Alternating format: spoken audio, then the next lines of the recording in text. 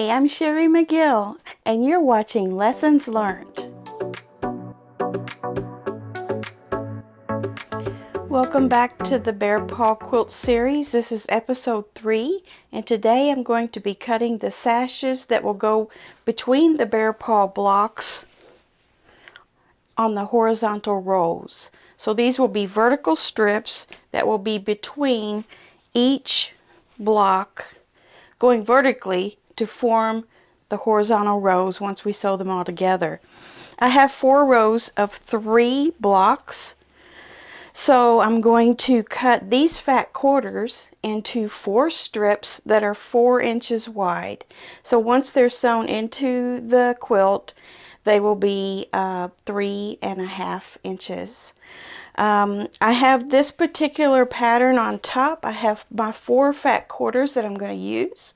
So each row will have a different pattern design, fabric design for each set of sashing. I put this one on top. I'm going to cut them all at the same time. I put this one on top because it does have a directional pattern to it, and I want to use the dark set of tiles here. So I'm going to cut right on this pattern on a particular part of the design all the way down.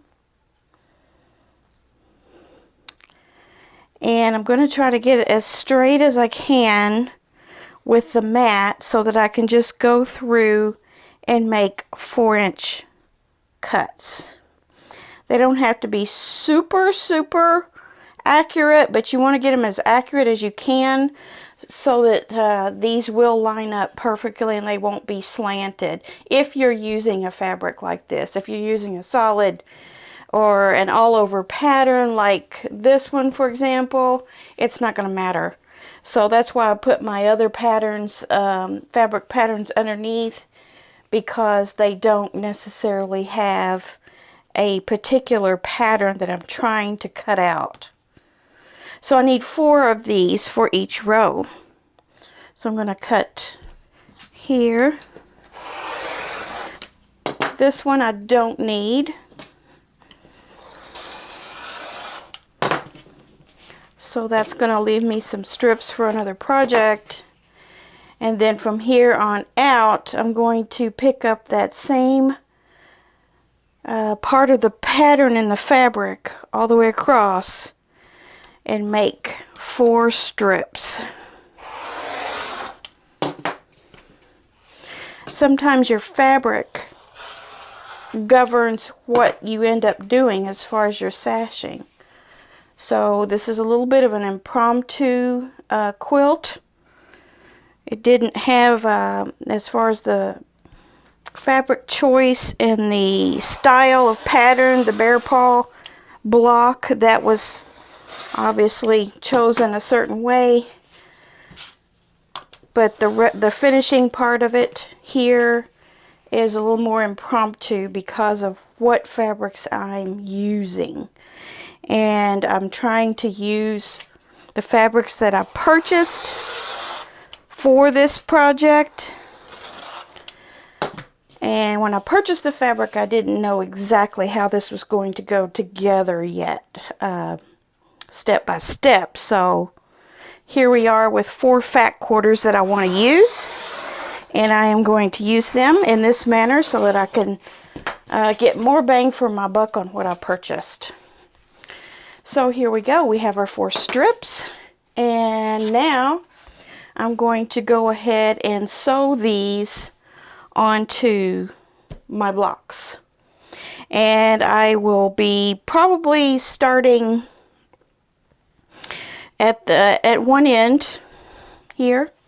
Obviously, I'll put right sides together, sew that, trim it, and then sew my next block onto that. Here's my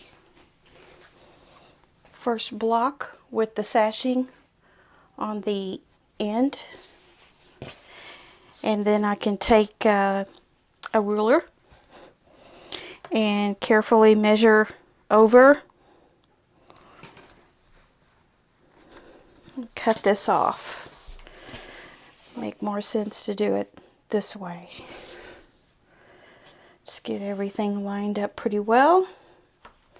You don't want to cut yourself short or cut into your block. Just make it nice and even. Scrap piece left over. There's your end. So now I need to sew another block onto this one. I used a 1/4 inch seam. I opened my seam, pressed it on both sides. Now I'm ready to go on to the next side. Okay, so here is our sashing on the other side of the block. So I'm going to go ahead and square that up according to the line on the mat. So I've already squared up my blocks, so I don't have to do anything to those. So all I'm doing basically is just cutting this off evenly. And then here is our first sashed block on both sides. So I have 2 more blocks for a row. So I'll have a block, a sash, a block, and a sash. And that will take care of all of the pieces that I cut in this pattern. And then I'll go on to the next row using the other patterns in my fat quarters that I've already cut into 4-inch strips. So I'm going to go ahead and finish all of those rows together, and then I'll show you what I have at the end.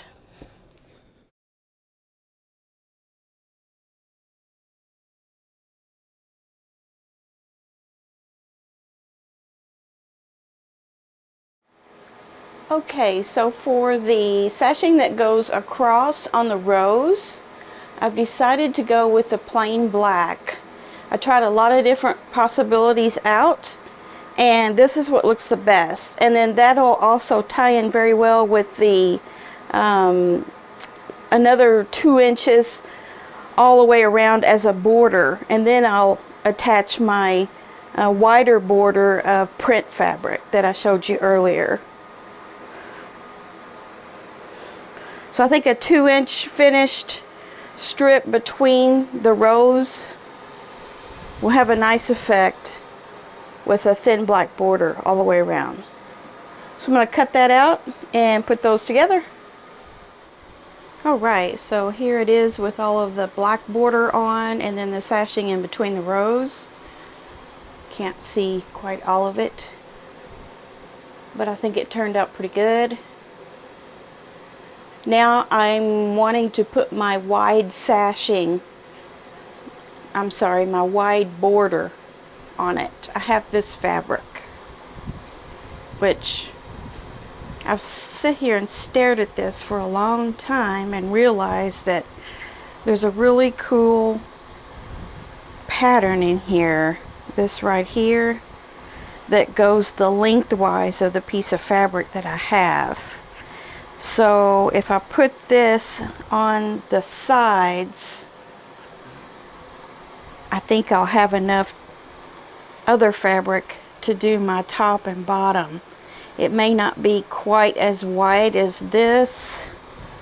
This is, let's see here, that's an 8-inch ruler. So if I cut it exactly 8 inches up through there on my fabric, and then there's a repeat over here I can do that on, right here, I would have my pieces for my sides. Okay,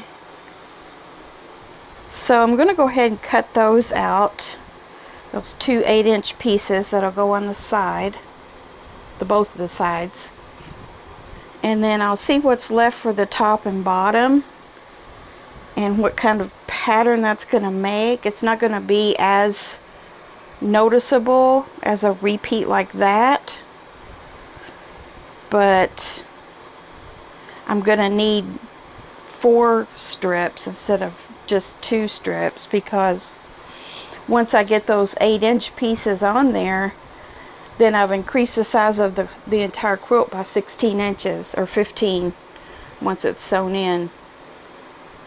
So I'm going to have to piece the top and bottom border. So I'll revisit that in just a minute. Alright, so now I've got those two outer border pieces on the left and the right. And you can see the motif that I was going after there with the crown, with the gray circle around it and the swirlies. And it's ever, I don't know, 24 inches or so. And then same thing on this side. Now those circles don't match up from side to side, but they're like almost every other. So it's kind of nice how, you know, they're scattered on each piece from each other. I don't know if you can see that. So now what I have left, I have matched the pattern up on the two yard length of fabric that I have left. And so what I'm going to have to do is straighten up these edges to a usable strip, or a series of usable strips. And this is two of those long pieces, so I'm going to cut two wide bands to go on the top and the bottom, but they'll have to be pieced together. So I'm going to have 4. So I'm going to see how that turns out once I cut it and match it up. I'll match it up to where I need to seam it so that it makes sense, and see what that looks like. So I'll be right back. So this turned out pretty okay. That gave me 4 pieces of 2 different patterns, or 2 different repeats. See if these are laying right on top of each other. They're exactly the same, and same on this. So now I have enough that I can make a top border and a bottom border and match the pattern across. Now each one of these pieces are almost wide enough, but I don't want to put like a 3-inch addition on the ends just to make it fit. So I'm probably going to do it somewhere in the middle, or maybe 2/3 of the way to one end, and then on the bottom one to 1/3 of the way, something to that effect, to kind of scatter out those seams. So let's see what that looks like. Well, there we go. It's all finished.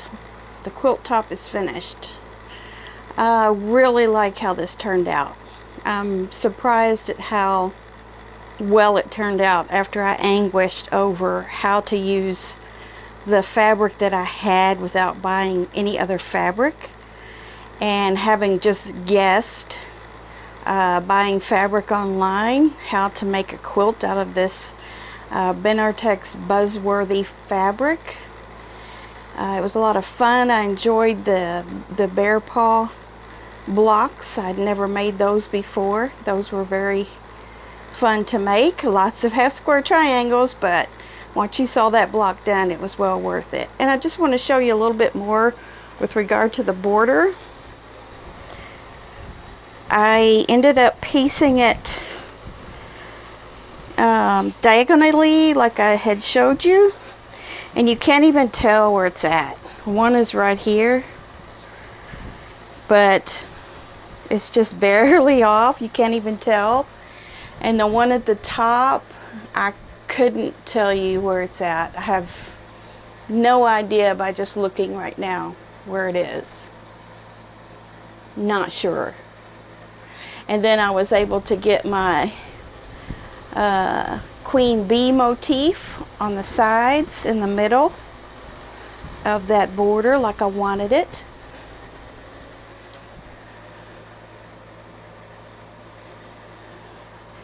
Yeah, really like it. I just wasn't sure how those inner sashings were going to be. My one huge mistake that I made, which I don't think it takes away from the beauty of the quilt, but if you look at my second row, it's off. And that's because on the second row, the block in the middle was the first block that I made. And from that point on, I changed to a different 1/4 inch foot. So that block turned out smaller than all the rest, and therefore skewed my measurements a little bit. It's only about a 1/2 inch, maybe 3/4 at most, but once it's all quilted up, I don't think you'll be able to tell. So very happy with this one, happy that it's finished, and the next step will be quilting and binding. So stay tuned for that in the near future. And until then, subscribe to Lessons Learned. I have a quilt chat on Mondays and a Finish It Friday on Fridays, and lots of things in between. So be sure and subscribe if you haven't already. All right, we'll see you next time. Bye.